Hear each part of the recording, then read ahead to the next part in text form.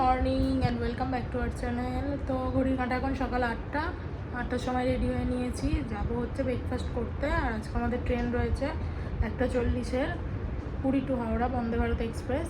তো চলো দেখতে থাকো। তো আমরা এখন রেডি হয়ে নিয়েছি, ব্যাগপত্র গোছানো হয়ে গেছে। আজকে আমাদের চেক আউট রয়েছে, তো সকাল 8টার সময়তেই চেক আউট হয়ে গেল।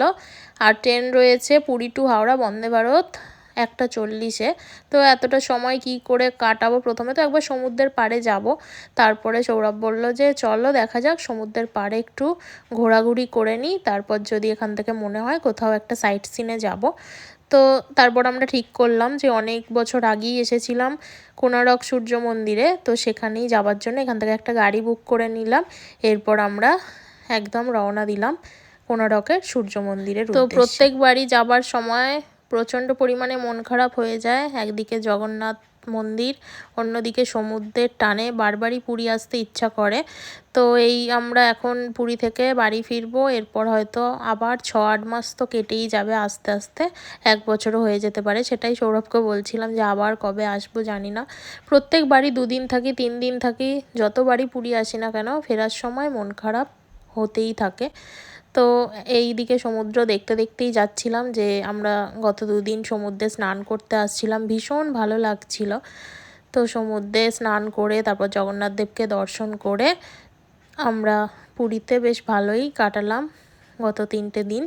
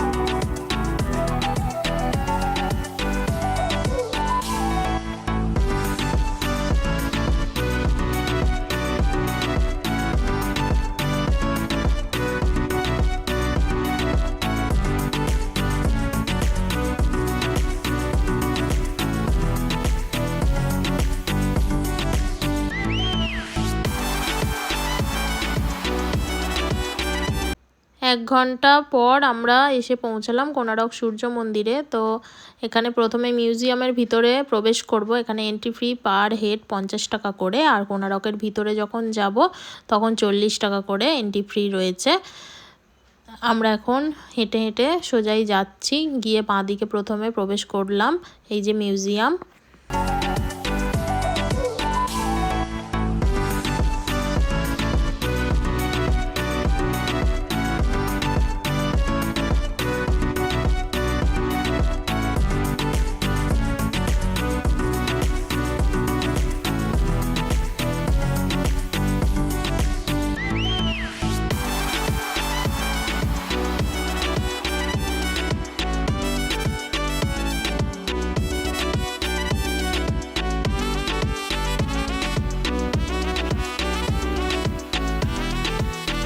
মিউজিয়াম ঘোরার পর এখানে সৌরভ এখন টিকিট কাটছে 40 টাকা করে পার হেড। টিকিট কাটার পর আমরা ভিতরে প্রবেশ করলাম।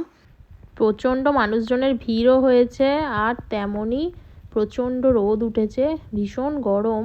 এই সময়তেই পুরীতে এত পরিমাণে গরম, একটু করে হাঁটছি আর মানে এত গরম হচ্ছে, হেঁটে হেঁটে পুরো 4-5টা ঘুরতে বেশ কষ্টই হচ্ছিল, কারণ রোদের সময় তো প্রায় 11টা বাজে।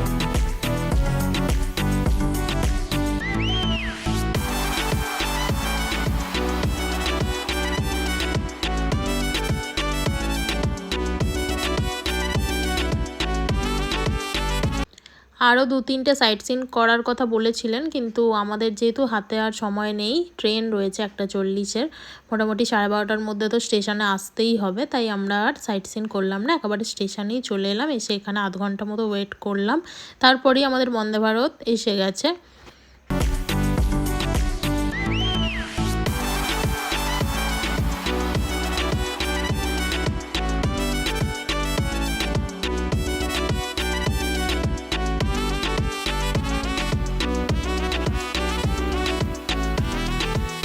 ট্রেন আসার আধ ঘন্টা মতো পরে আমরা ট্রেনে উঠে বসলাম, ট্রেন ক্লিন হওয়ার পরে। আর ট্রেনও আমাদের পুরো পারফেক্ট টাইম 1:40-এ পুরী থেকে ছেড়ে দিল হাওড়ার উদ্দেশ্যে।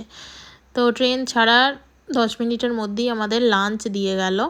লাঞ্চে কী আছে তোমাদেরকে দেখাই। লাঞ্চে রয়েছে জিরা রাইস, ডাল, চিকেন, রুটি, ভাজা, দই আর আইসক্রিম।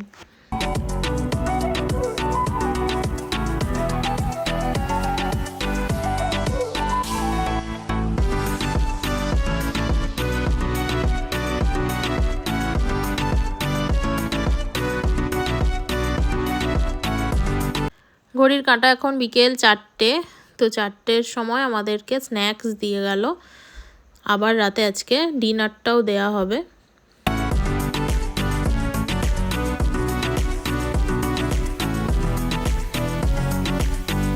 স্ন্যাক্স দেওয়ার কিছুক্ষণ পর গরম জলও দিয়ে গেল চা খাওয়ার জন্য।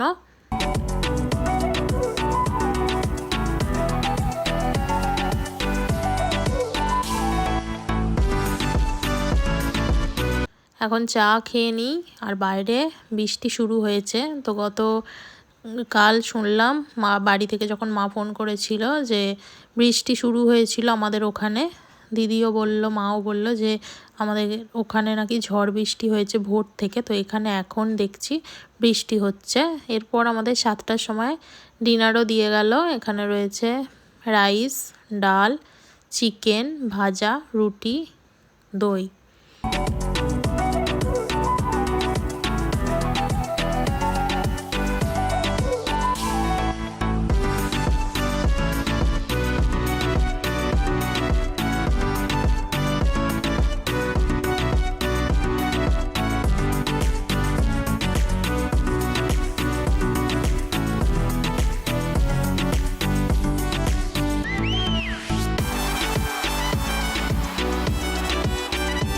খাওয়া দাওয়া কমপ্লিট। আর কিছুক্ষণের মধ্যেই আমরা হাওড়া স্টেশনে চলে আসব। তো পৌঁছেও গেলাম যথারীতি। বাইরে আমাদের গাড়ি ওয়েট করছিল, গাড়ি করে বাড়ি এলাম। আমরা এইমাত্র বাড়ি ফিরলাম।